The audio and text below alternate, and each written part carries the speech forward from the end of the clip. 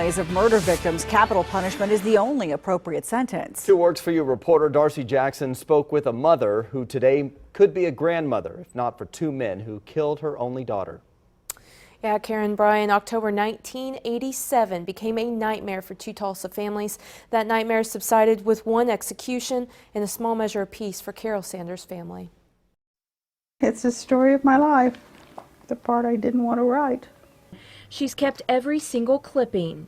Can you imagine, of all the years, there's Lambert again. Every photo and mention of her daughter since her brutal death. But the fact that there was somebody else there, I can't help but think that might have been easier for both of them, even though it didn't change anything. It was fall of 1987, and Laura Lee Sanders was a junior at OSU, home to help care for her sick father. Scott Hain and Robert Lambert grabbed Laura and her coworker Michael Houghton outside a bar and threw them in the trunk of a car. Hain and Lambert were convicted of burning the pair alive just outside of Sapulpa. I just can't imagine. I can't go there in my mind that anybody could be that evil. The grieving process would not be easy. 15 grueling years in and out of court. Hain was sentenced to death and executed in 2003.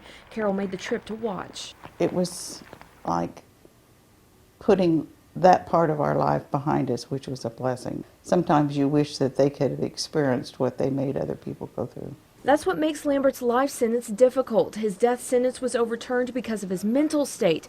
But for Carol, life is just not enough. And I'm sorry about that, because he doesn't deserve to be living. A Tulsa mother left with the what-ifs and the memories of a daughter taken too soon. Don't know how I deserved her, but I did.